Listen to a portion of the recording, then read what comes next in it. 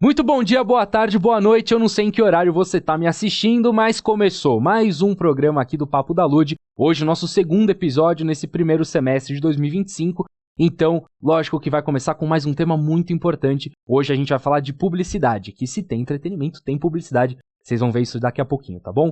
Antes, deixa eu só fazer um recado muito importante, porque esse episódio celebra mais uma vez a parceria que veio pra ficar entre a revista científica Núcleo do Conhecimento e a Lud do Mackenzie, tá certo? Então, se você gosta de divulgação científica, se você tem interesse pelas demais áreas da ciência, se inscreve aqui embaixo, acompanha todo o conteúdo da revista científica Núcleo do Conhecimento, tá certo? Muito obrigado pelo espaço mais uma vez.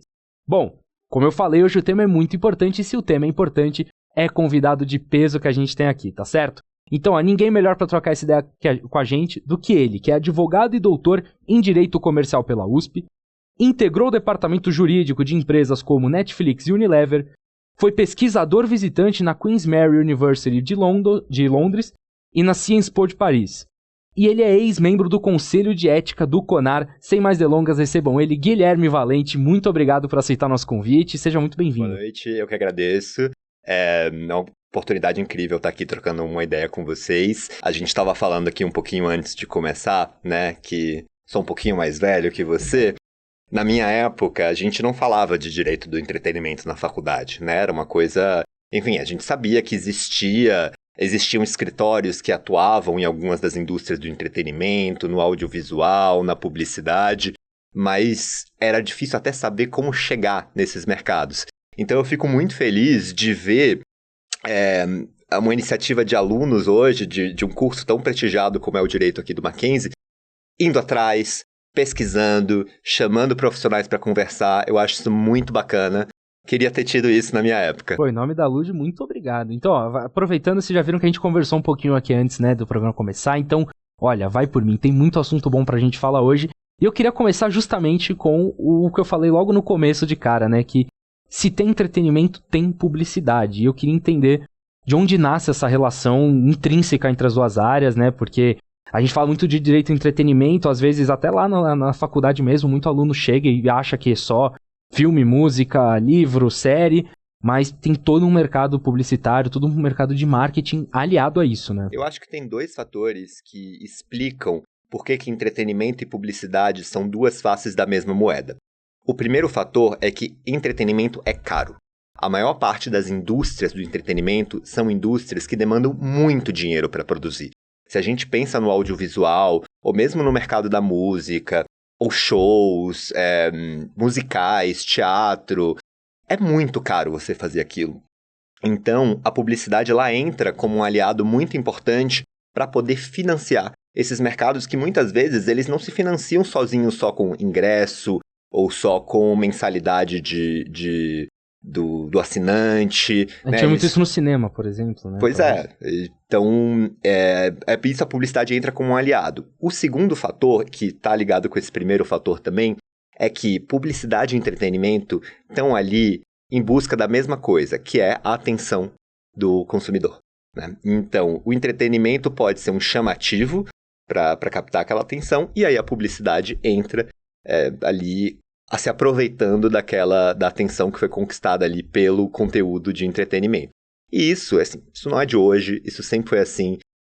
Por que a gente tem um modelo de televisão aberta gratuito? Porque desde a origem a TV era assim, a TV foi feita também para vender os aparelhos em si, para vender anúncio publicitário. E acho que é interessante a gente até entrar nessa seara de que um puxa o outro, porque a gente até estava falando aqui antes, né, sobre o quanto deixou de ser uma coisa, a publicidade vende o entretenimento e passou até a ser o contrário. O entretenimento tem inserções da publicidade, às vezes as duas são a mesma obra, né? A gente tem marcas fazendo suas próprias obras, tem marcas fazendo fazendo de fato obras audiovisuais ou não, muitas vezes com inserção de produtos dentro dela. Como funciona essa simbiose hoje? Isso é um desafio para quem atua na área, porque de fato está cada vez mais tênue essa linha entre o que é um conteúdo puramente de entretenimento e o que é um conteúdo publicitário. Sempre existiu uma interface entre as duas, né? A gente até estava conversando de alguns exemplos históricos. Todo mundo aqui que cresceu vendo televisão lembra que aparecia aquele merchan Ou, sei lá, na revistinha da Turma da Mônica tinha aqueles Que anúncios... tem de propaganda marcada com o slogan na cabeça de todo mundo. Pois é, né? aquele momento super natural de uma novela, de um filme estou agora escovando meus dentes com a pasta de dente XPTO. Né? Isso sempre existiu. Mas a gente está vendo alguns modelos mais refinados, mais criativos aparecendo hoje em dia. Né? A gente vê o Product Placement, ele acaba sendo uma iniciativa interessante disso. Né? Você tem a inserção do produto ali, não tanto como um merchan, como a gente brincou aqui, algo muito explícito, mas você tem uma cena, como se fosse a gente aqui conversando, e de repente tem aqui a lata de Coca-Cola inserida estrategicamente de uma maneira mais natural, né? Que não soe agressiva ali para o consumidor, não é uma publicidade tão óbvia. Então, Product Placement é uma forma como isso se manifesta. A gente tem o Branded Content também. O Porta dos Fundos é uma produtora que tem trabalhado bastante com isso. Né? Há algum tempo, inclusive. Já faz um bom tempo, eles são bem bons nisso, né? Eles são contratados por um anunciante para fazer um conteúdo que é basicamente igual ao conteúdo normal deles, uma sketch humorística, mas que tem por objetivo divulgar uma marca, um produto. Então são duas formas como isso tem acontecido. E de maneiras cada vez mais criativas, né? A gente até mencionou aqui um exemplo de uns anos atrás de uma novela da Globo, em que tinha uma personagem que ela era influencer, e ela gravava ali, durante a novela, aparecia ela indo gravar um comercial, cortava o break e já entrava o comercial ali da Fiat, se eu não me engano. Sim, sensacional, cara. E aí tem até uma combinação com a própria programação da televisão em si, né? E hoje, com a internet, isso acho que ainda tá ainda mais confuso, né? Porque o branded content é vendido como o public post, né? E cada vez tá mais difícil dissociar. Às vezes você tá vendo um vídeo, você vai perceber, às vezes no último segundo, que aquilo ali é uma campanha publicitária e não é um vídeo orgânico, por se dizer, embora ele seja uma venda extremamente orgânica, né? E o quão difícil é ter essa avaliação ainda mais agora nesse mercado digital. Sim, com certeza. O conteúdo feito por usuários, né, o marketing de influência, ele também foi outro fator bem importante para borrar um pouco mais essa linha entre o que é entretenimento e publicidade. Porque um conteúdo orgânico de um influenciador é muito parecido com o public post, né? Ele usa a mesma linguagem. Então isso também é uma das coisas que reflete esse movimento de aproximação do entretenimento com a publicidade. E isso, obviamente, traz uma consequência jurídica, um desafio para quem trabalha na área, que é toda publicidade ela precisa ser identificada. Né? Isso é um requisito que está tanto no Código de Defesa do Consumidor como está no Código do CONAR. E na TV, talvez isso já tivesse mais cristalizado, de que era mais fácil você fazer essa separação. Quando a gente entra no marketing de influência, esses conteúdos são tão parecidos que isso gera esse desafio de, ok, como que eu vou deixar claro, eu não vou enganar o consumidor de que aquilo não é um endosso orgânico, não é porque o influenciador, ele consumiu aquele produto, gostou, tá recomendando, e sim aquilo foi de fato, pago. Alguém tá pagando pra ele fazer aquilo, né? Esse foi um desafio que eu acho que o CONAR teve que enfrentar uns anos atrás. Hoje a gente tem um volume muito grande no CONAR. Eu já não faço mais parte do Conselho de Ética, mas eu continuo acompanhando, vendo as decisões. E um volume muito grande. Eu acho que hoje eu estaria a dizer que o maior volume de representações no CONAR hoje é de marketing de influência. E a identificação publicitária é um dos maiores desafios. Então, para enfrentar isso, o CONAR ele fez um guia de marketing de influência. Importante. Para dar diretrizes tanto para as marcas quanto para os influenciadores, né, de como seguir com a publicidade ética e que, enfim, que não engane o consumidor, que deixe claro quando aquilo de fato é um anúncio. A gente sempre vê, né, a hashtag publi ali na legenda, é um dos indicativos mais claros, assim. Mas, assim, você acredita que dentro dessa questão do digital ser mais difícil de regular, tá também a ausência de uma periodicidade? Porque antes você tinha, até nas tentativas de burlar o CONAR, né, mas você tinha uma programação um pouco mais fixa. Então você tem ali a programação que vai entrar no horário nobre da TV, programação que vai entrar às 4 da tarde toda semana, vai cortar um filme, vai cortar uma novela. E nas redes sociais, se o criador decidir publicar 30 publis num dia só, ele vai publicar. E se ele quiser publicar 31 horas, ele pode publicar.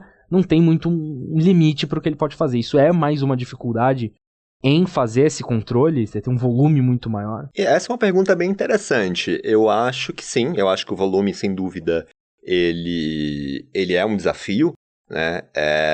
E eu somaria a questão do volume, o fato, que é um fato positivo no final das contas, mas que o consumidor hoje, ele está muito mais consciente das regras básicas da publicidade no Brasil e dos direitos dele.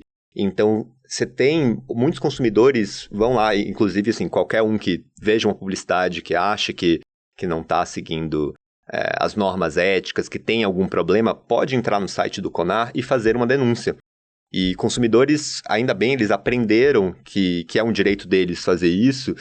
E então você soma as duas coisas, né? Um volume muito maior de anúncios, como você falou, que não estão restritos a uma grade horária de uma TV aberta, junto com um consumidor mais consciente. Então isso, sem dúvida nenhuma, resulta num volume grande de representações, e acho que esse é um dos desafios, né? De como dar conta desse novo ecossistema da publicidade que se tornou gigantesco. E a gente falou sobre a inserção do produto dentro das obras, e queria entender então qual é o desafio de você fazer essa regulamentação dentro de uma obra, né? Porque não é de interesse do CONAR interferir nas obras audiovisuais ou não, mas falando mais de obras que não são publicitárias em si, mas tem inserção de publicidade. Como funciona esse controle nesse parâmetro, assim? Sem dúvida nenhuma, é uma questão difícil, né? Aqui, só reforçando que sempre que eu falo aqui do CONAR, eu não represento a instituição CONAR, né? Eu fui parte do Conselho de Ética, mas, enfim, não estou aqui sempre falando da minha experiência como advogado, né? O que eu acompanho. Isso tá nos princípios do CONAR, né? Um dos motivos de criação do CONAR era promover a liberdade de expressão. Porque o CONAR existia, ele foi criado na época da ditadura, existia uma iniciativa de o governo regulamentar a publicidade, e aí o mercado tinha medo de que isso fosse resultar em censura da publicidade, portanto o mercado se uniu e criou a autorregulamentação, que funciona muito bem até hoje, né? O CONAR tá aí, acho que foi final dos anos 70 que foi criado, se eu não me engano. Então, é um órgão que é respeitado. Então, o CONAR se preocupa muito, pelo que eu vejo, com a liberdade de expressão e, portanto, tudo aquilo que não é publicitário, né, que é a manifestação artística, eu não vejo um interesse do CONAR, não vejo nos princípios, não vejo nas decisões, eu não vejo um interesse no CONAR de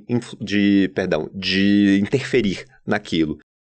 Só que aí, como a gente estava falando, né, que essas linhas entre o que é publicitário e o que é entretenimento estão cada vez mais tênues, isso resulta que muitas vezes o CONAR acaba tendo que se meter num conteúdo que é de entretenimento. O do Product Placement, que você mencionou, Product Placement não é regulamentado em si no Brasil. Você não tem uma regulamentação específica, nem do CONAR, nem da legislação. Então você aplica as regras gerais da publicidade, que muitas vezes vão ter suas dificuldades ali. A própria identificação publicitária de que a gente mencionou, onde que ela entra ali? Ela vai entrar naquela cena específica em que está tendo o merchan ou product placement? Não faz sentido. Difícil tira a você seccionar, naturalidade. né? Exato. Quando a gente vai para algumas indústrias mais regulamentadas, como a bebida alcoólica, por exemplo, você vai ter novos desafios. Existem regras específicas para os anúncios de bebida alcoólica, de produtos alimentícios, e então você vai ter algumas restrições do que você vai poder fazer num conteúdo de entretenimento, de, por exemplo, desde uma live, como foi uma questão durante a pandemia, até um produto audiovisual, né? Enfim, um filme, uma série, uma novela. Você vai ter algumas restrições do que você vai poder fazer, porque, no fundo, aquela cena ali com uma inserção publicitária, a cena em si é um anúncio. Então, ela tem que seguir as regras do CONAR, as regras do Código de Defesa do Consumidor. Um exemplo que a gente estava trocando aqui antes, né? De bebida alcoólica. Pelas normas do CONAR, você não pode ter pessoas ingerindo o produto num comercial de bebida alcoólica. Você trazer isso para o universo criativo, você virar pro roteirista, pro diretor e falar... na cara. Você falar, então, essa cena no bar aqui, poxa, não vai poder ninguém beber porque queremos... A marca X quer ter uma inserção aqui. Isso vai gerando esses desafios. Sim. E dentro da obra, né, a gente até chegou a discutir, né, que as propagandas de bebida alcoólica encontraram uma maneira de não muito bem burlar, porque elas ainda acabam sendo punidas de alguma maneira, mas de pelo menos fugir dessa punição com o horário de publicação. Mas e no filme, como você faz isso?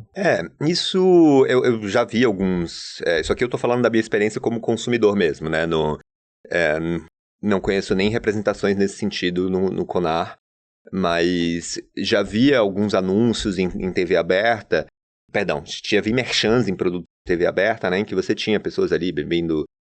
o que eu imagino, pelo menos, né? Que a lógica ali como aquilo vai para a TV aberta, aquilo vai passar naquele momento específico, se houver alguma representação e alguma decisão mandando sustar ou com advertência, tudo bem, aquilo já foi pro ar, né? Não é um problema. Agora, quando a gente está falando das plataformas de streaming, aquele produto, ele vai estar ali durante um bom tempo no catálogo. Quando eu falo produto, estou falando, né, a série, o filme, enfim. Então, você já não tem mais essa questão da oportunidade no momento, né? Então, isso gera uma necessidade de maior cuidado. Se você tiver uma decisão mandando sustar ou alterar, você vai ter que alterar o conteúdo audiovisual, né? A série. Você vai ter que tirar aquela cena, remover a marca da cena em pós-produção, você vai ter que dar algum jeito para poder atender aí a decisão do Conar. Então, e aí falando especialmente assim do streaming, acho que além dessa questão de que a obra vai ficar ali, você pode acessá-la a qualquer momento se você tiver mensalidade, também tem a questão da internacionalização, né? Que então o mesmo filme que tá no catálogo, sei lá, da Disney Plus, tá no catálogo nos Estados Unidos, via de regra, desde que haja um impeditivo, tá aqui. E como faz essa intersecção? Então, por exemplo, lá não é um problema, então esse filme é gringo e ninguém se preocupou em não colocar ninguém bebendo uma cerveja com alguma marca. E aí vem pra aqui pro Brasil, esse filme está no streaming aqui no Brasil, essa marca também está aqui no Brasil, ainda é cabível algum tipo de punição nesse sentido, advertência? Essa é uma pergunta muito boa, muito, muito boa. O Brasil, por exemplo, ele tem algumas regras de publicidade muito mais restritivas do que outros países, tanto na autorregulamentação como também na regra estatal. Existem algumas indústrias que têm seus anúncios publicitários, como o caso de remédios, de cigarro, de bebida, tem a publicidade também restringida por lei, né? Não só pelo código do Conar. E o Brasil tem regras muito severas. Essa questão de não beber álcool, por exemplo, de você não poder beber no anúncio de bebida alcoólica, se eu não me engano, ela só existe no Brasil. Pode ser que exista em algum outro país, mas assim, eu lembro de trocas que eu tive com colegas da Espanha, Estados Unidos. É meio absurdo, assim, quando você ouve, assim, né, a princípio. É bem rigoroso, né? Bem rigoroso, mas é uma restrição que já existe. Os anexos relativos a bebidas, os anexos do Código do Conar que tratam dessas indústrias específicas, são já bem antigos. Sem dúvida nenhuma, teve muita discussão para chegar a essa ideia de você ter essa restrição. Então, sem dúvida, isso já era um desafio, né? Porque as obras, como você falou, elas são feitas para viajar, né? Elas são feitas não só para aquele mercado ali onde ela foi produzida. Aliás, muitas vezes elas não são nem feitas pra gente, né? A maior parte, acho que, das obras hoje nos catálogos são estrangeiras. Sim, sem dúvida. Eu acho que tem dois pontos aqui para os quais a gente tem que olhar. Uma coisa uma forma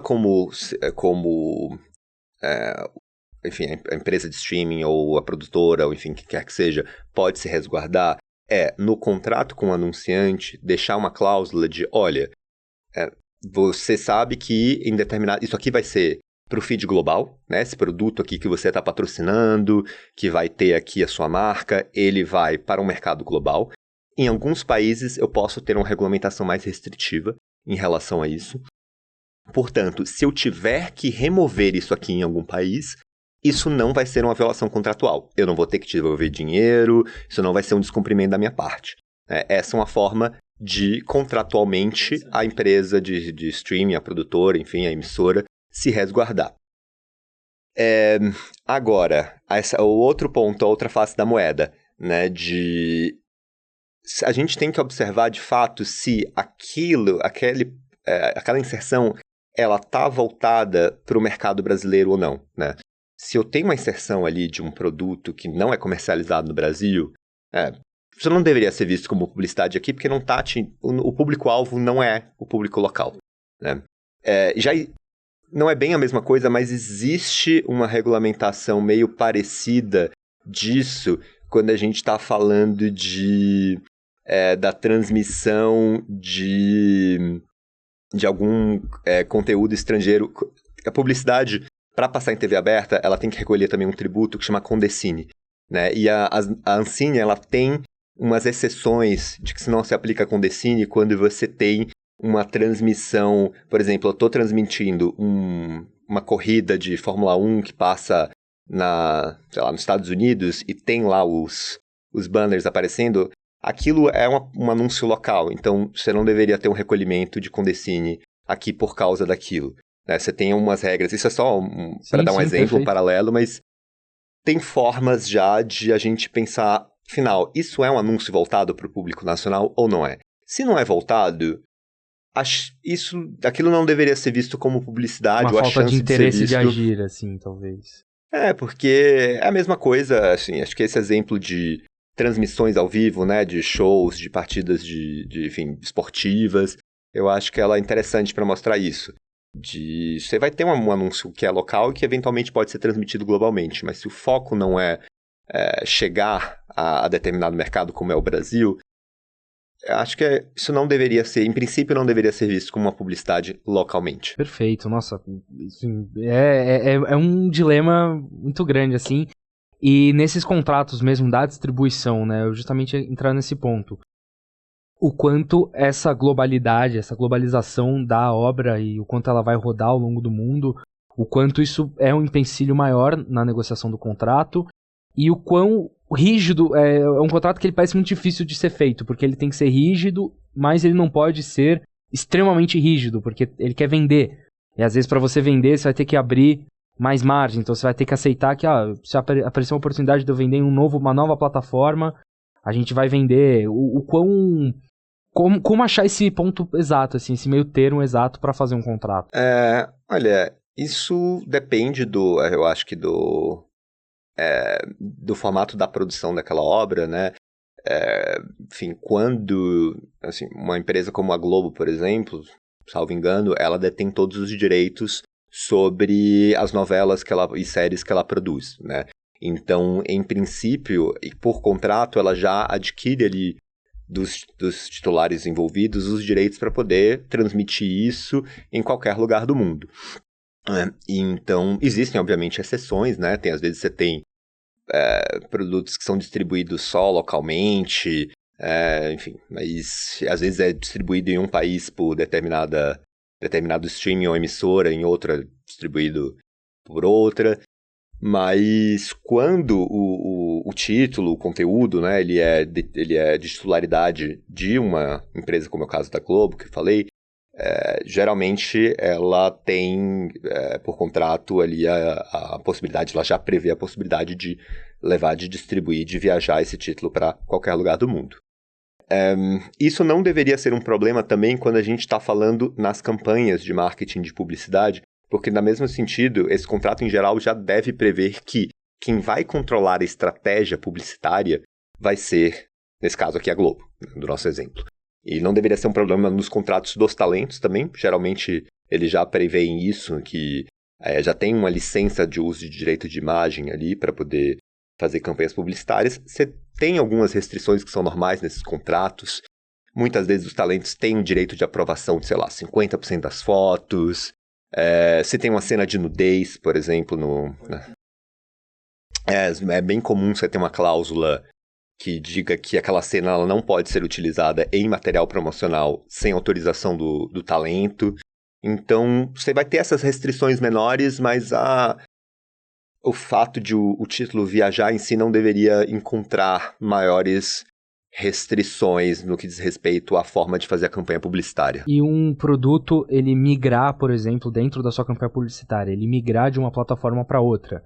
Então, vou até dar um exemplo aqui, não é o Trending Topics ainda, calma, mas vou dar um exemplo agora, por exemplo, da novela feita pela HBO, a Beleza Fatal, que ela foi vendida à Band, se eu não me engano, a Band vai ser passada na TV aberta. Então, de repente, a campanha publicitária, que era uma campanha feita pela HBO nas suas redes sociais, e também pela, se eu não me engano, é a Space, a TNT e a Max, se eu não me engano, são a TNT e a Space, perdão, fazem parte do grupo de canais. Eram propagandas que estavam inseridas nesse contexto muito específico e os contratos estavam planejando uma propaganda feita nesse contexto específico. Agora que essa publicidade é migrada para a TV aberta junto com a novela, isso impacta numa renegociação ou então é justamente aquele ponto da abertura do contrato e justamente o intuito de vender faz com que isso não seja um problema? Aqui talvez também a gente tenha duas questões para olhar. Obviamente, eu não conheço o contexto específico do Beleza Fatal. Eu vou chutar aqui, imagino que seja um produto detido. Eu acho que é um produto original da Max, da HBO. Então, imagino que a HBO detenha todos os direitos sobre esse título, né, esse conteúdo. E como eu falei, né, em geral, ela também controla toda a estratégia publicitária por trás daquilo. Isso vai estar previsto, como a gente falou ali, nos contratos com os talentos. Talento não tem uma ingerência, né, salvo raríssimas exceções. Então, quando a HBO vai e licencia esse título para a Band, para passar em TV aberta, isso não deveria ter um impacto, não deveria ter uma restrição contratual.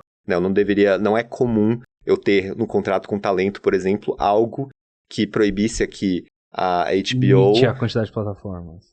Não é comum, né? Pelo menos não os contratos com os talentos, se é um título detido ali pela HBO, isso não é comum. E também a campanha publicitária, o fato de ela agora ir também para a TV aberta, até porque mesmo quando estava só no Max, se eu não me engano, eles já tinham anunciado a série também em TV aberta. Isso não seria uma questão. Agora, outro ponto que a gente pode olhar aqui bem interessante não sei se tem... Eu não assisti Beleza Fatal, tô em falta. Também fiquei de fora. Ouvi aí comentários muito positivos, mas ainda não tive a chance de ver. Não sei se tem product placement lá, por exemplo.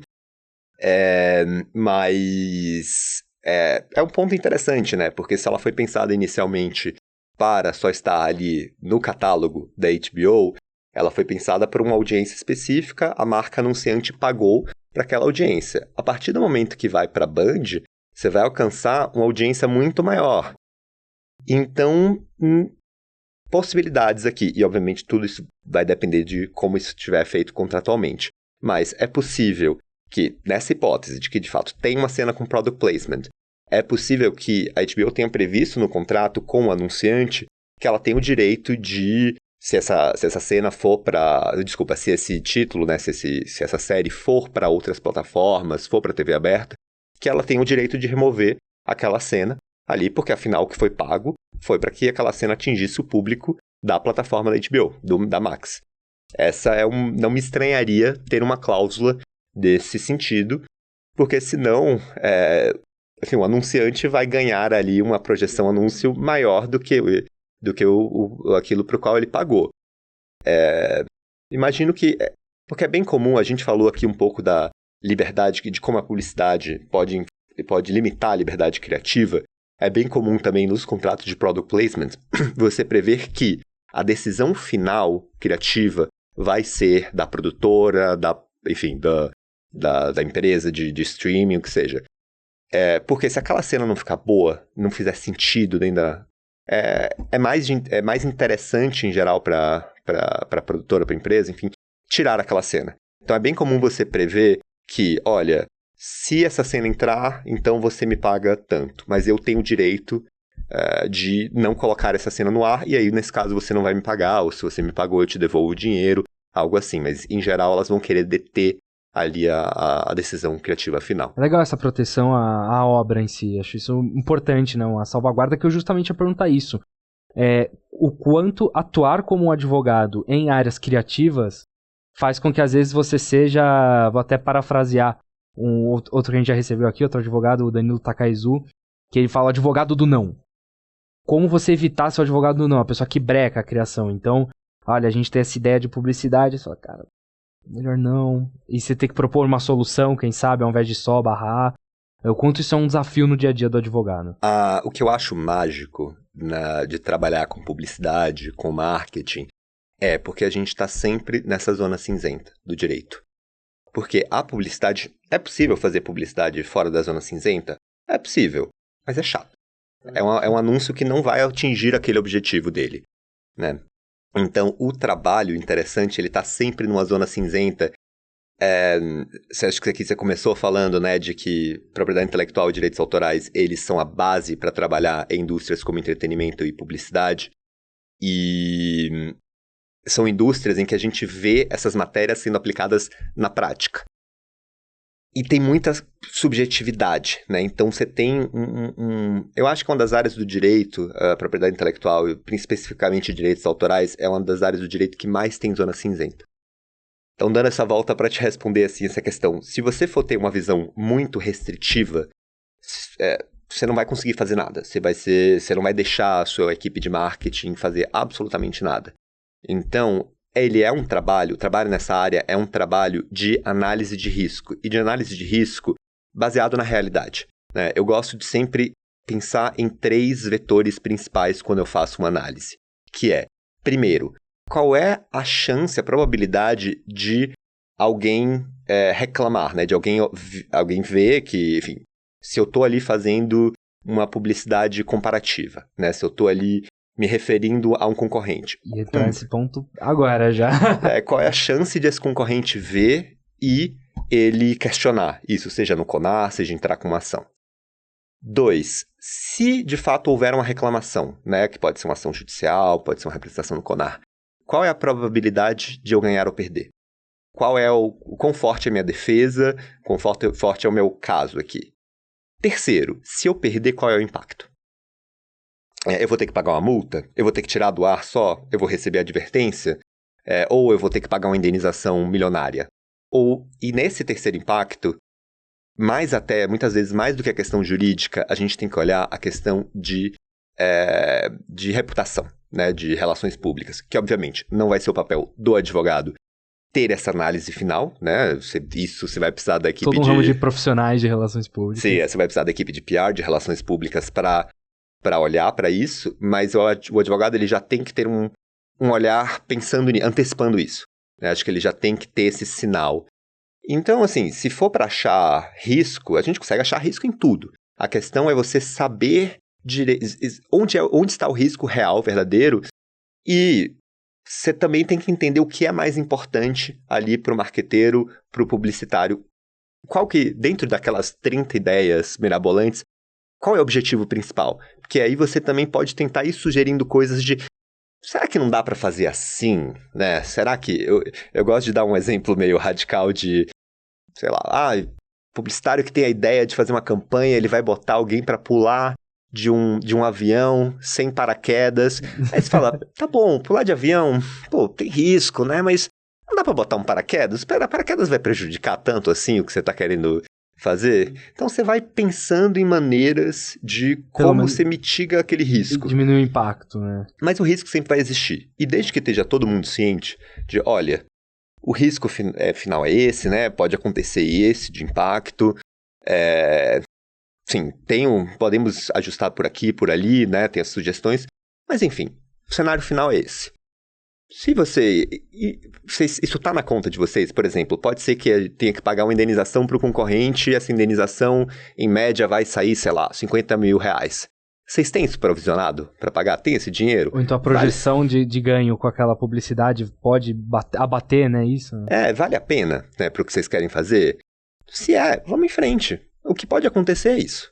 E se acontecer, a gente vai defender, e se perder, vai ter essa consequência. Porque eu justamente entrar nesse ponto, assim, eu acho que ficou meio claro, né, que por ser uma questão mais subjetiva, não tem isso claro, não tem isso evidente, mas existe algum limite mais conhecido para propagandas com concorrência? Para você fazer, eu lembro aqui de cabeça, assim, né, o Burger King, por exemplo, ainda mais no exterior, adora fazer propagandas em referência ao McDonald's. A Pepsi também teve uma época que fazia muita propaganda falando diretamente da Coca-Cola. Eu lembro uma aqui de cabeça que o garotinho vai na maquininha, compra 2 cocas para subir e apertar o botão da Pepsi. Qual é o limite do quanto você pode inserir uma marca concorrente na sua publicidade? Essa pergunta tá me dando um pouco de nostalgia, porque esse foi meu TCC. Meu TCC foi sobre publicidade comparativa. Já faz um tempinho isso. No Brasil, também a publicidade comparativa, ela está regulamentada só no código do CONAR, né? Você não tem uma regulamentação estatal específica. Obviamente, vão se aplicar. A lei de propriedade industrial, ela tem restrições a como você pode usar a marca de alguém, o Código de Defesa do Consumidor também tem restrições de que a publicidade não pode ser abusiva, não pode ser enganosa, tudo isso se aplica, mas uma regulamentação específica, né, da publicidade comparativa está no Código de Ética do CONAR. Mesmo assim, não está escrito lá pode ou não pode. A gente tem algumas diretrizes ali de que, enfim, essa publicidade ela tem que ser informativa, ela não pode depreciar o concorrente, enfim, não pode incorrer em concorrência desleal, mas são diretrizes que elas são um pouco também abstratas ou vagas, elas dão margem para interpretações diferentes. Então, é uma questão realmente muito caso a caso. O que você não pode fazer de jeito nenhum são os extremos, né? Ou virar... Ofender. Tem uma campanha aqui, alguém falando, esse produto do concorrente aqui é uma porcaria. Mas o quão mais ela for próxima de uma publicidade informativa, né? Olha, aqui eu tô dizendo, esse aqui custa tanto, o meu produto custa X. E aí eu tenho um embasamento para mostrar que a média de preço é essa. Quanto mais você for para esse caminho, mais seguro mas também vai ser talvez o menos interessante. Então tem uma zona cinzenta grande aí. O Brasil, como você falou, ele é mais conservador em relação à publicidade comparativa do que outros mercados, como os Estados Unidos. Eu acho que até, não sou publicitário, posso estar falando bobagem, mas eu acho que não pega tão bem para o consumidor aqui como talvez pegue em outros. Tenho meu chute aqui de que a gente tem mercados um pouco mais concentrados do que outros países, então talvez isso explique o porquê não é tão comum a publicidade comparativa aqui. Mas ainda assim, a gente tem um histórico aqui no Brasil, Sadia Seara, tem uns casos de carros também, Gillette e... Prestobar, né? Tem o Duracell, o caso da Duracell. Duracell tem bastante de concorrência, bastante mesmo. Tem muitos casos no Brasil, tem um da Latam, mas não, na época era Latam ainda, mas esse era mais de marketing emboscada. Mas enfim, se vocês forem olhar lá no CONAR, vocês vão achar um monte de representação. Tem casos judiciais bem interessantes também, que já subiram até o STJ, como esse caso da Duracell e Rayovac. Esses casos, eles ajudam a dar um direcionamento de como se interpretam os limites da publicidade comparativa. Mas vai ser uma coisa muito caso a caso. A gente não tem regras preto no branco para isso. Perfeito. E pode até parecer... é só uma impressão, assim, né? Mais das trocas que a gente tem, tanto aqui no podcast quanto nos encontros da Liga, que o direito do entretenimento num todo, e basicamente... o direito do entretenimento como área que toca muito na API, no direito autoral, ele se baseia até numa maneira de tomar decisões e de práticas de dia a dia muito parecido com o que é feito lá fora. É menos positivista, preto no branco, tem uma regra, uma lei, ela ou não. Então tem muito essa questão do precedente, tem muito essa questão do que já foi julgado, das práticas, do costume, é por aí mesmo, é uma área que funciona assim. Sim, é uma área em que eu diria que, por ter dessas zonas cinzentas, você entender a jurisprudência é muito importante, para você saber onde tem mais ou menos risco, como em geral vai a interpretação. E eu acho que a base teórica, ela é muito importante. Então, para quem quer trabalhar, seja em outras indústrias do entretenimento, né, o audiovisual, enfim, os shows, música, tem que entender, tem que conhecer a lei de direitos autorais, tem que conhecer a lei de propriedade industrial.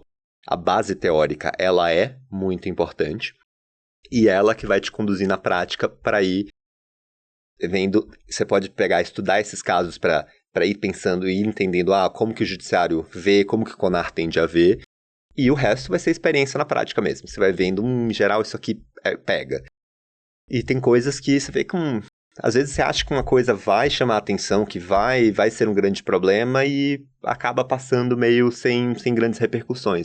Então é um trabalho também muito da experiência do dia a dia. Perfeito. E até pra gente agora até partir já para arrematar essa primeira parte, mas agora sobre a produção em si, a produção publicitária, né? A gente vê muita inserção de música, a gente vê muita inserção, às vezes até de referências, e eu queria entender, nesse sentido, qual é o limite entre você fazer uma referência a uma obra, fazer uma referência a uma estética, com o plágio. E aí eu vou citar como um exemplo aqui o que aconteceu recentemente com a Bauducco, que quis fazer uma campanha com o Emicida, que tinha feito toda uma campanha como eu posso dizer, né, assim, ele fez não só uma música, fez toda uma estética, fez toda uma identidade visual do amarelo. A Bauducco queria utilizar, até por conta da cor da marca, ele não quis vender, ele falou que era algo pessoal para ele não ia comercializar, e a Bauducco fez algo muito parecido, usando elementos muito semelhantes, e acabou resultando numa ação judicial de fato. Qual é esse limite? O quanto eu posso caminhar numa referência, posso caminhar numa estética sem entrar no plágio? Bom, aí é uma pergunta de $1 milhão, né? Também a gente não vai ter uma resposta... Se alguém é mais cartesiano, assim, gosta de certezas, esta é uma área um pouco difícil para a pessoa trabalhar, porque é uma área de muitas incertezas. Então, diretrizes para definir, afinal, se algo é ou não é plágio, isso vai depender de alguns fatores, e em casos judiciais, em geral, você vai ter uma perícia, né? Enfim, caso de música, por exemplo, isso é bem comum você ter uma perícia musical para ver. Teve até recente o caso da Adele com o Toninho Gerais.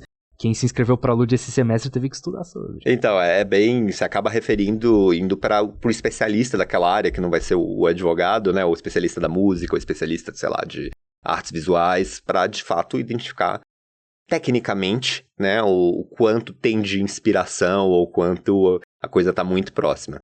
O mercado da música, a música é uma das indústrias do entretenimento, e a música, ela é um mercado muito particular. Porque ela se opera tradicionalmente, você falou um pouco de usos e costumes, o mercado de música, ele tem alguns costumes um pouco mais restritivos do que outras indústrias, como, por exemplo, a publicidade. O que eu estou querendo dizer aqui? Direitos autorais, um exemplo, eles não são absolutos, eles têm limitações e exceções, né? A lei prevê que você pode fazer paródias, desde que você cumpra determinados requisitos. No mercado da música, esses requisitos eles são interpretados de uma maneira mais restrita do que talvez em outros mercados. Então, sempre que você quer utilizar uma música de alguém, ou você fazer uma referência a uma música de alguém, seja num conteúdo de entretenimento mesmo, ou um conteúdo puramente publicitário, na verdade, se for publicitário ainda pior, sim, ainda mais rigoroso, mas sempre que você quer fazer uma menção, uma paródia, em geral, o mercado da música, ele costuma ver aquilo muito mais como uma violação do que uma dessas hipóteses de exceção. Então, é muito difícil você ver um anúncio publicitário que faça uma paródia de uma música, é um negócio extremamente raro. A gente tem um caso bem interessante, que é um caso Hortifruti, em que eles fizeram uma campanha que tinha uns trocadilhos infames com algumas músicas do Olha que couve mais linda, mais cheia de graça.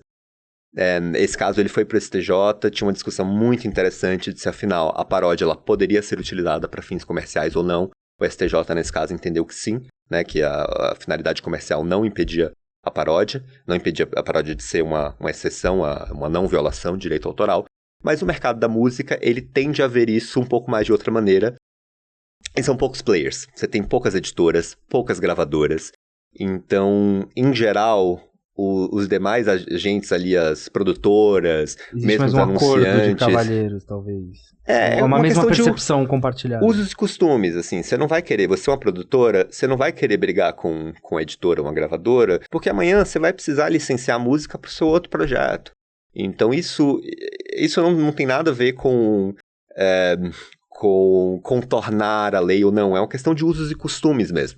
Tem determinadas indústrias, é a mesma lei que se aplica, a lei de direitos autorais, ela se aplica para uma quantidade imensa de obras diferentes, né? Desde livro, artigo jornalístico, fotografia, música, que são produtos que operam indústrias com lógicas econômicas muito diferentes. Então, você vai ter a mesma norma ali, que ela é utilizada interpretada de maneiras diferentes, a depender de qual indústria, qual mercado você está falando. Eu não sei se respondeu bem sua pergunta, não, se eu dei uma volta, sim. mas... Não, perfeito.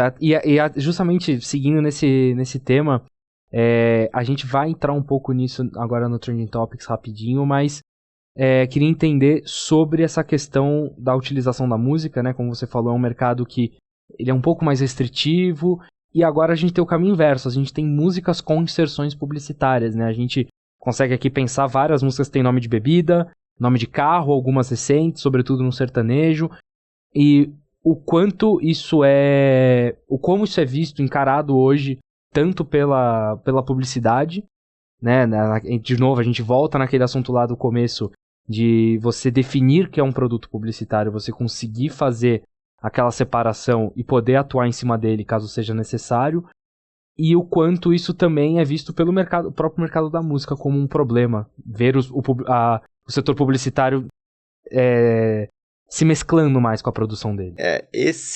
O music placement, né, que é esse fenômeno de você ter uma inserção publicitária dentro de músicas, ele é bem interessante, porque ele é muito parecido com product placement, só que num produto que é muito diferente, né? Se a gente falou aqui do desafio do product placement, né, de como eu faço identificação publicitária, como eu cumpro com regulamentações específicas de setores, de indústrias, na música, que é aquele produto que é puramente sonoro e ali de 2, 3 minutos, isso se torna muito mais difícil. Toda vez que essa música for tocada... toda vez que essa música for tocada na rádio vai ter que ter um anúncio ali de esta música foi patrocinada pela marca XPTO. Isso não está regulamentado hoje ainda no Brasil de forma específica, e eu acho que esse é um dos desafios que a gente vai ter daqui para frente, porque de fato é um fenômeno que está crescendo, né? E também, como a gente falou na questão do marketing influência, aqui a gente tem um fenômeno parecido, que existe uma semelhança muito grande entre a inserção orgânica e a inserção publicitária, né?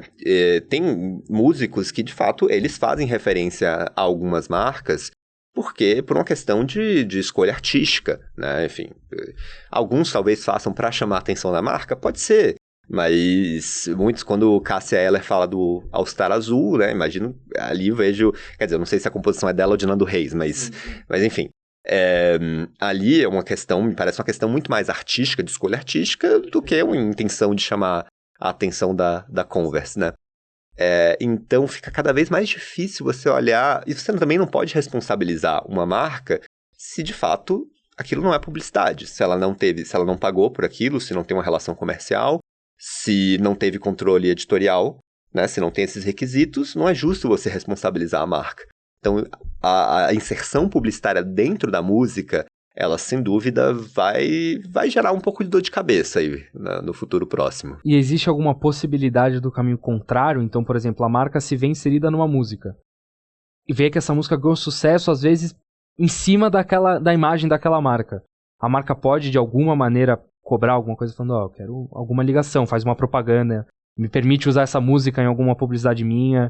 É possível esse caminho contrário? Sim, isso tem acontecido, né, depois que as músicas são lançadas, a marca gostar, se interessar e usar aquela marca, enfim, licenciar os direitos para utilizar aquela música. Em geral, acho que tem um ponto interessante aqui que você tocou, que você vai ter, em essência, você acaba tendo um possível conflito de direitos, né, entre o autor daquela composição e o titular daquela marca que está sendo mencionada, né? A gente está falando aqui de um conflito de direito de marca com direito autoral, que são dois direitos... O PI, a propriedade intelectual e a propriedade industrial. Né? A propriedade intelectual ela se divide em direitos autorais e propriedade industrial. Aqui a gente poderia entrar em outra conversa, que é justamente o tema do meu doutorado, de por que a gente tem essa divisão tão estanque, já que hoje em dia os artigos protegidos pelo regime de marcas e de direitos autorais, por exemplo, eles estão muito próximos, né? Então isso a gente poderia entrar em outra discussão aqui, mas pensando aqui nesse potencial conflito de um direito de marca com um direito autoral, também, sim, em essência, assim, em princípio, a marca poderia também processar o compositor que referenciou a marca ali como um uso indevido de marca. O direito de marca não é absoluto, né? Eu posso citar marcas de terceiros, mas em geral eu não posso fazer isso dentro de um contexto comercial. Se a música ela é comercializada, você tem essa discussão aqui, bem caso a caso, de afinal tem uma violação marcária ou não tem. Então, aí, enfim, né, a gente entra na questão de liberdade de expressão. Tem um caso que não é aqui no Brasil, mas foi nos Estados Unidos, de um fotógrafo, ele fez uma série de fotos como se fosse uma campanha da Volvo, se eu não me engano. E a Volvo gostou muito das fotos, as fotos eram bonitas, e quis... Eu não lembro agora nos detalhes se eles tentaram licenciar as fotografias e tiveram não, ou se eles simplesmente repostaram. Mas fato é que o fotógrafo processou a Volvo pelo uso indevido daquelas imagens, né, daquelas fotos, que eram sua propriedade, ele detinha os direitos autorais sobre aquelas fotos, e a Volvo publicou sem autorização. Aí a Volvo processou de volta por violação de direito de marca. E foi resolvido em acordo, né? Então a gente não tem uma decisão final do judiciário, mas ele mostra um pouco. Pois é, os casos dos Estados Unidos, em geral, eles acabam em acordo, às vezes a gente não sabe como o judiciário ia decidir. Mas é justamente esse conflito, e esses conflitos existem porque a gente está em zonas cinzentas. Por que tem tanta zona cinzenta na propriedade intelectual, seja propriedade industrial ou direitos autorais? Porque a gente está falando de ativos imateriais. Né? Se eu estou falando de um objeto físico, como esse copo, ou ele está na minha posse, ou ele está na sua posse. Né? Agora, se a gente está falando de um logo, uma marca, que aquilo é uma propriedade imaterial, ele pode estar registrado, que o logo pode estar impresso, pode estar projetado numa tela, mas ele é um conceito, mais do que um conceito, perdão, ele é uma criação imaterial que pode ser reproduzida. E eu tenho aqui um aspecto que é artístico, autoral, né? Que então inclusive. Pô, legal, cara. Em princípio, é protegido por direitos autorais e espero que vocês tenham registrado a marca no INPI. Esse, inclusive, foi um dos pontos pelo qual a gente foi fazer o logo, que a gente, inclusive, antes o nosso logo era feito com elementos de um site para fazer imagens, e a gente não poderia registrar se fosse assim. Então eu fiz um por conta própria para que a gente possa registrar. Legal, bacana. Então, assim, você tem a mesma coisa que pode ser protegida por direitos autorais, também pode ter um registro de marca e, portanto, ter uma proteção marcária. Né? Então, é por isso que tem zonas cinzentas, porque é algo que é imaterial, que pode ser utilizado por diferentes pessoas ao mesmo tempo, sem esgotar aquela criação, e que pode acumular proteções, né? Então, você entra nas situações de, a música, a composição, ela é protegida por direito autoral. A marca é protegida por um registro. Utiliza essa marca nessa música. É uma violação, não é uma violação. Eu sou a marca, eu quero utilizar aquela música que reproduz. Eu sou a empresa que quer utilizar a música que reproduz a minha marca, mas aquilo não é uma composição autoral, eu não tenho esses direitos. Você começa a ter esses conflitos. Cara, enriquecedor demais. E como eu prometi pra vocês, né, a gente vai pro próximo quadro, que é o Trending Topics. Antes disso, só um aviso importante pra você, que é o seguinte, como vocês já sabem muito bem, a Lud tem parceria com a revista científica Núcleo do Conhecimento. Então a gente está aqui hoje no estúdio deles, mais uma vez. Queria agradecer o espaço e fazer o convite, você que gosta de divulgação científica, se inscreve aqui embaixo que tem assunto de tudo que é área, tá bom? Bom, indo pro Trending Topics, a gente já falou de bastante caso aqui hoje, então eu vou falar de um caso só e entra justamente nessa questão de área cinzenta. Porque além de cinzenta, ela é muito nova. Ela é muito incipiente e ela tem a ver tanto com a inteligência artificial quanto com as novas tecnologias que são criadas, que é a ressurreição digital. Né? Então, trazendo pro Trending Topics, já não é tão recente assim, mas tivemos a propaganda da Elis Regina com a Volkswagen. A Elis utilizada por ter o deepface, né, o deepfake, feito ali para reproduzi-la em vida com a filha dela, a Maria Rita, e as duas cantando lado a lado, como nossos pais.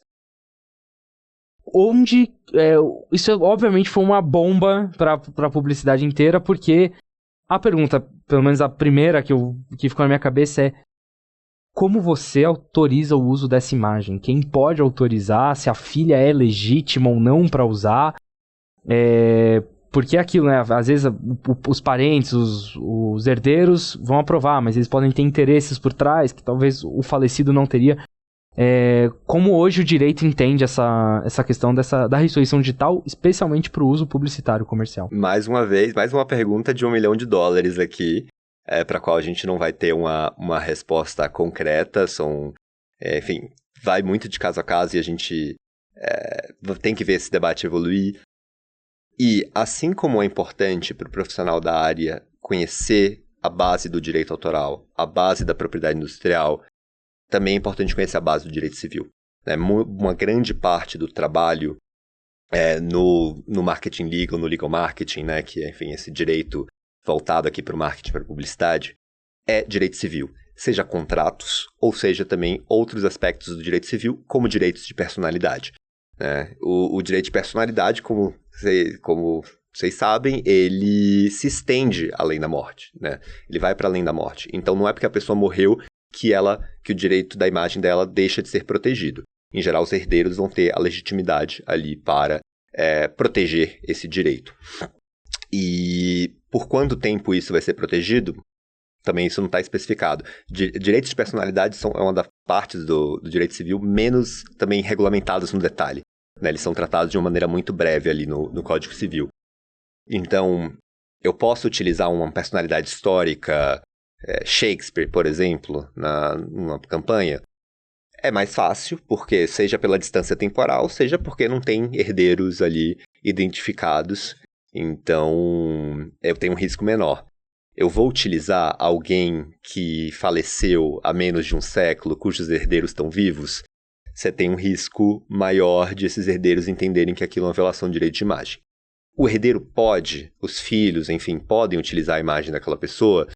Se a pessoa não tiver deixado nada, né, registrado que ela não quer, eu acho que teve uma notícia um tempo atrás que Madonna, eu acho, fez um testamento de que ela não autoriza alguma coisa assim. Então, isso de fato seria uma violação.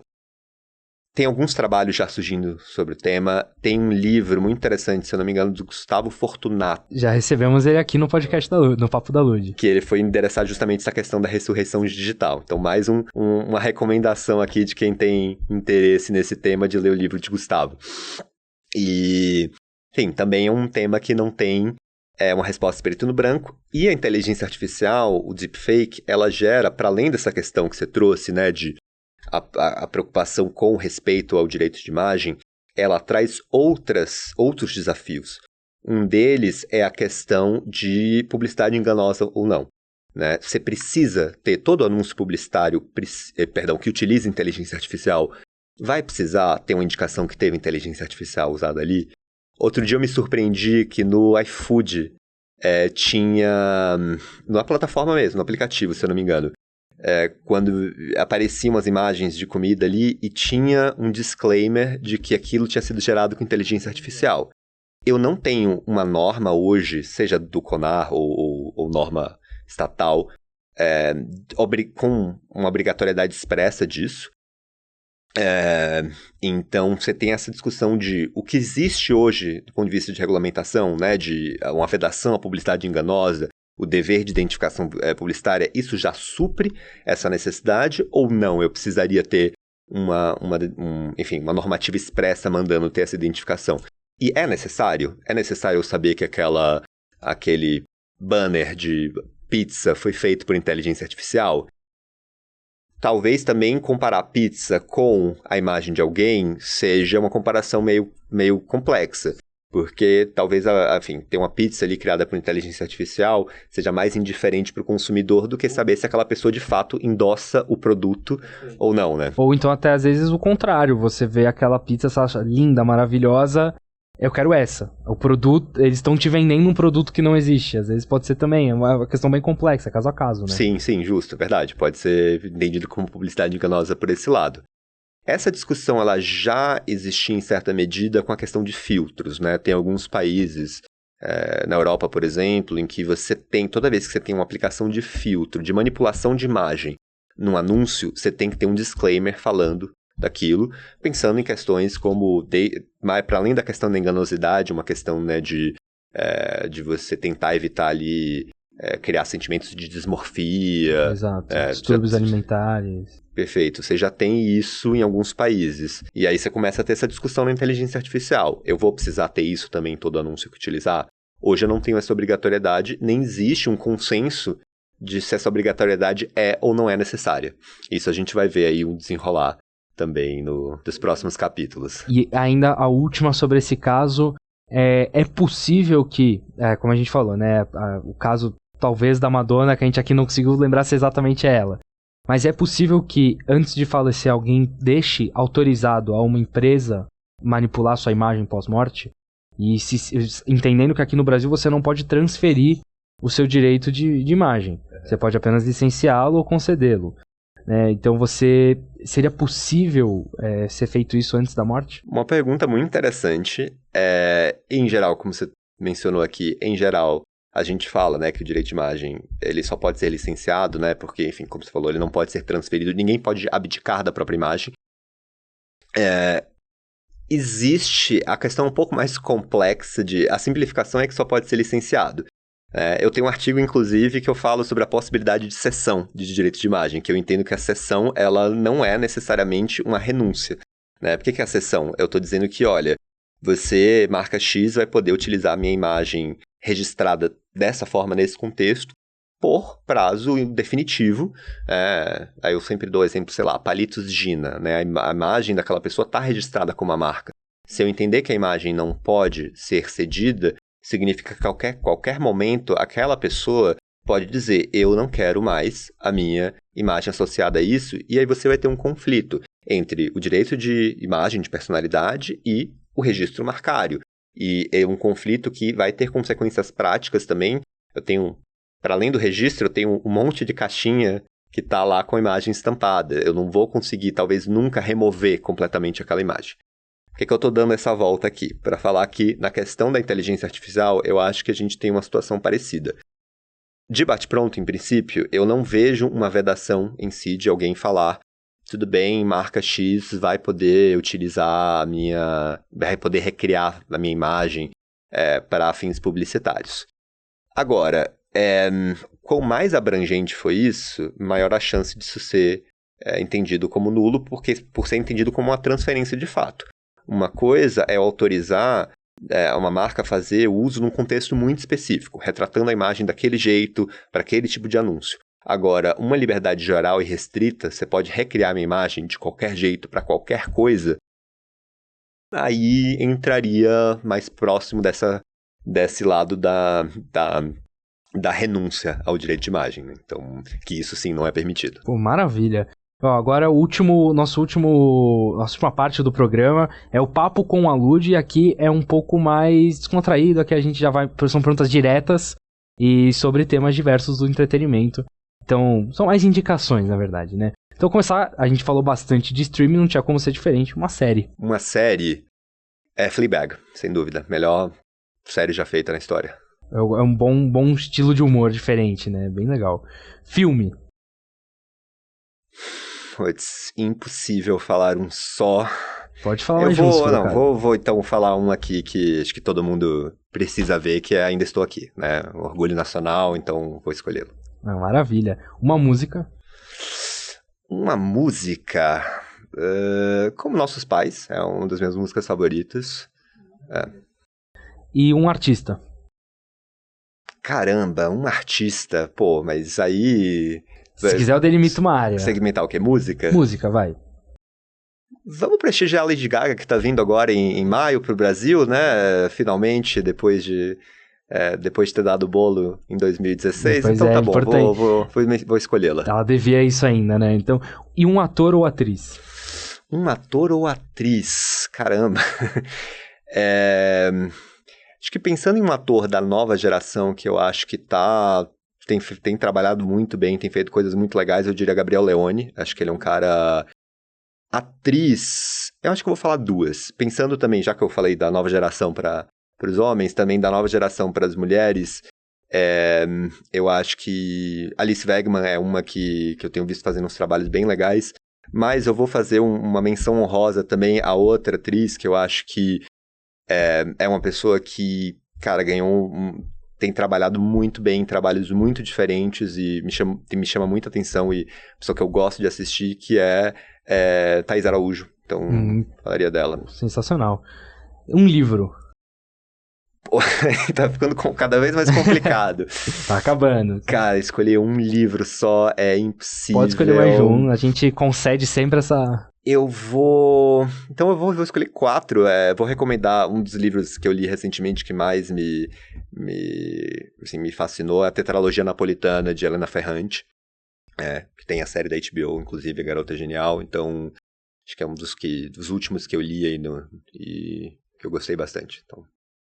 E vou fazer vou aproveitar aqui e fazer um merchan próprio. Pô, tem Tem o meu livro, minha tese de doutorado, Direito, Arte e Indústria. Não sei nem se eu posso fazer esse merchan Pode, aqui, inclusive mas... a próxima pergunta era um livro sobre o direito, olha só. Maravilhoso, então faz o seu merchan à vontade. Bom, e uma dica para quem quer ingressar na área? Uma dica para quem quer ingressar na área. Eu já dei algumas dicas aqui, né, tem que conhecer direito autoral, propriedade industrial e direito civil, né, principalmente contratos. Tem que ter uma base boa nisso, porque o seu trabalho nessa área vai ser muito a partir desses conhecimentos básicos. Tem muita coisa na faculdade que a gente acha, é muito teórico. Aprende a teoria. A teoria vai ser importante para você poder desenvolver a prática. Se você tem uma boa base de direito civil, de direito autoral, de propriedade industrial, você tem tudo para ser um profissional completo nas indústrias do entretenimento. Vou dar uma segunda dica também, que eu falei logo antes, né, que na minha época a gente mal falava nessa área, a gente não conhecia, mas a área existia. Sempre existiram produtores, existiram escritórios que atuavam na área. Tudo bem, as indústrias cresceram bastante, né? A gente tem mais empresas, mais projeção. Mas se tem interesse, vai atrás. Nenhuma carreira é única, né? Existem inúmeros caminhos, inúmeras possibilidades de traçar uma carreira. Então, na minha época a gente pensava muito, ou você vai para o escritório ou você faz concurso público. Não existe isso. Vai atrás daquilo que te faz o olho brilhar, sabe? Tem interesse em trabalhar com cinema, por exemplo? Bate na porta de produtora, manda seu currículo. Vai conversar com as pessoas. Você não precisa seguir nenhuma fórmula pronta, né? Vai atrás daquilo que te faz... Espera postar vaga no LinkedIn também. Vai conversar. Acho que assim, mandar mensagem para as pessoas no LinkedIn, assim, se apresentando, pedindo para bater um papo... Não ofende ninguém, né? Você não vai receber resposta de todo mundo, infelizmente. Eu acho que as pessoas, sei lá, deveriam responder, mas manda. E assim, vai trabalhar com aquilo que de fato faz teu olho brilhar. Se é muito bacana na época de estágio você experimentar áreas diferentes para ver o que enfim, faz, o que te motiva. Mas se não faz teu olho brilhar, pensa se realmente vale a pena você investir naquilo. Se você gosta de publicidade, de cinema, de música, tenta achar tenta trabalhar, enfim, ir para uma produtora, ir para uma agência, um editor, uma gravadora, porque tem possibilidade, existe muito mercado, tem muita possibilidade de se desenvolver. Ou vai para algum escritório que, enfim, atende algum desses players e tem muito mercado e a gente precisa de profissionais bons. Maravilha. Um objetivo para a área. Um objetivo para a área? Caramba! Essas eu não posso pular, são as fixas. Olha, eu acho que a gente tem desafios grandes, né? Inteligência artificial, sem dúvida, é um desafio grande. Então, o objetivo é a gente entender melhor esses desafios para poder tratá-los da maneira adequada e não se precipitar. Eu vou me ater aqui à inteligência artificial nesse momento, a gente tem visto um cenário de Europa, por exemplo, regulamentando com mais restrição, a gente tem visto os Estados Unidos com menos regulamentação. Eu acho que isso pode deixar o Brasil numa posição privilegiada de não partir para nenhum extremo, né? Nem de um libera geral, nem de um proíbe tudo.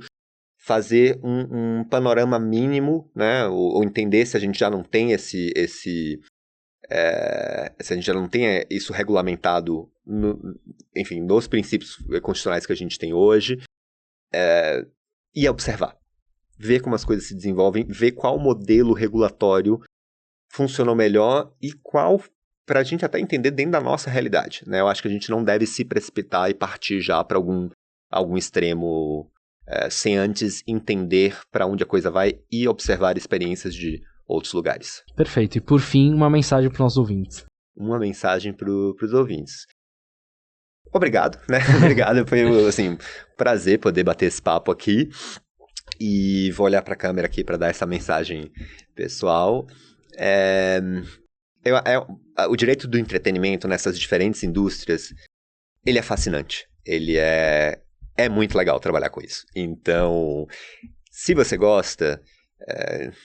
vai atrás, tem cursos, a ESA tem uma pós-graduação em Direito do Entretenimento, hoje em dia tem uma série de cursos também da tem a Entertainment Law Academy, a gente tem, a ESA volta e meia também tem outros cursos, eu quase todo ano dou um curso de direitos autorais e redes sociais, então tem no ITS, do Rio, Instituto de Tecnologia e Sociedade, tem uma pós-graduação em Direito Digital, tem o Copyright X, que é um curso em parceria com Harvard, que é gratuito, é online, então se você gosta, procure esses cursos, vai conversar com as pessoas, participa da LUD, tem, assim, como eu falei, tem bastante mercado e a gente precisa de profissionais bons. Maravilha, pô, queria te agradecer mais uma vez, foi um privilégio, um papo muito bom e, cara, que a porta está sempre aberta. Maravilha, eu que agradeço, foi um prazer. E queria agradecer vocês também que nos assistiram, muito obrigado. Ó, você que é do Mackenzie, a gente já fechou o nosso processo seletivo, mas corre ainda, chama a gente no Instagram e fica de olho pro semestre que vem. A gente sempre quer quanto mais aluno por perto, pra gente sempre poder trabalhar mais e difundir mais a área, tá bom? Gente, muito obrigado, um abraço e até a próxima.